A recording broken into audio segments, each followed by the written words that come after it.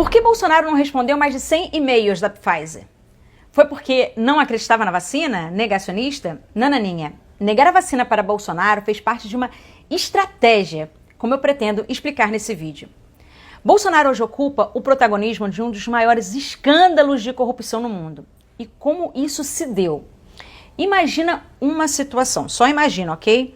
Há vários brasileiros e brasileiras morrendo por causa de uma doença. Imaginou? Então, agora imagina que foi descoberto como evitar que essas pessoas peguem essa doença, tipo uma vacina.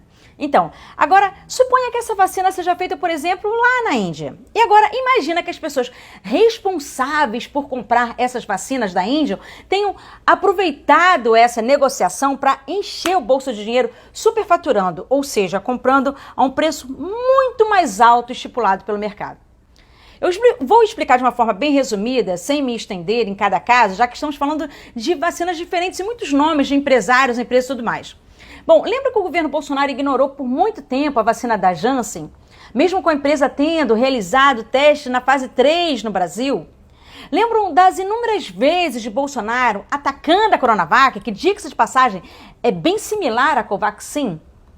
Porque, ao contrário das demais vacinas, a Pfizer, AstraZeneca e Coronavac, o governo federal não negociou diretamente com fabricantes, mas sim com empresas intermediárias. Por quê? Os contratos da vacina Covaxin, CanSino e Sputnik tiveram um critério: a empresa não ter representante no Brasil. E o que era um representante? Um representante comercial é o que vende produtos em nome de um fabricante. Em todos os casos, sempre apareceu algum amigo do Ricardo Barros ligado à saúde que ofereceu a representação da empresa estrangeira no Brasil, entende? Sendo assim, olha, a Precisa Medicamentos é a empresa que fechou o contrato de venda da vacina indiana Covaxin para o Ministério da Saúde. A empresa Belker Farmacêutica do Brasil assinou a intenção de compra de 60 milhões de doses da vacina CanSino, chinesa. E a empresa União Química com a Sputnik, russa. É claro que quem fecha contrato e assina contrato não é uma empresa, e sim um empresário, senão vários. E todos esses nomes dessas empresas que representariam as fabricantes no Brasil têm ligação de forma direta a algum amigo de Ricardo Barros, líder do governo Bolsonaro na Câmara. Os casos da Sputnik, Covaxin e CanSino são idênticos. Em todos eles há evidências de que Ricardo Barros seria diretamente beneficiado com a ciência e aprovação de Bolsonaro. Esse imenso interesse de Ricardo Barros pela Sputnik e pela Covaxin nem era segredo, inclusive. Foi noticiado em alguns jornais. Com a Sputnik foi assim também? Pois é, não. Não, porque eles não conseguiram fechar um contrato para lucrar muito com a compra dessa vacina.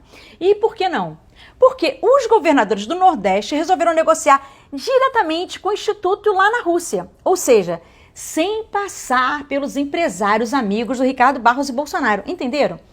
Com isso feito, o governo brasileiro compra as vacinas muito acima do valor do mercado, com dinheiro público, intermediado por esses empresários.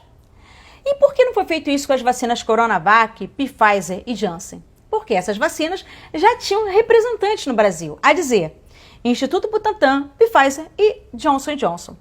Esse esquema de superfaturamento não teria a menor possibilidade com representantes nas vacinas no Brasil.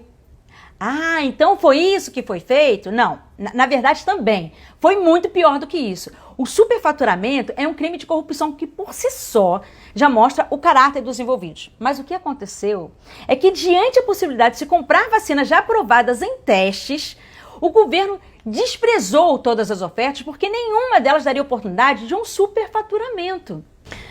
É um dos piores casos de corrupção no mundo, a ponto de ser comprovado agora na CPI. Por que comprar uma vacina muito mais cara que as demais já testadas em uso por todo mundo, como as da Pfizer e AstraZeneca, por exemplo? Quando eu falo muito mais cara, eu estou falando do super, hiper, ultra, mega blaster faturamento, ok?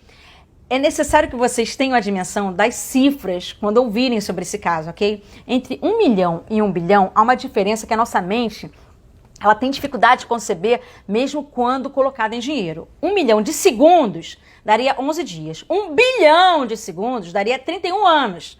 Percebe? Estamos trabalhando com cifra na casa dos bilhões, ok? Resumindo, por que tanta gente morreu? porque a compra das vacinas foi atrasada para que empresários ligados a Ricardo Barros tivessem tempo de fazer um esquema onde muito dinheiro sobrasse para eles, e tudo isso foi feito com a total anuência de Bolsonaro e também, pelo menos, de um dos seus filhos, o Flávio Bolsonaro. Não é pouca sujeira não, gente, é sujeira à beça. Aquele que se elegeu dizendo que era tudo certinho está hoje oficialmente como uma das pessoas mais perversas do mundo. Bolsonaro fez parte diretamente de um esquema que super, hiper, mega faturou com vacinas, deixando milhares de pessoas morrerem, compreende? Como ainda é presidente, eu não sei. Mas dado tudo que eu estou vendo, creio que tem muita gente se dando muito bem com Bolsonaro no poder.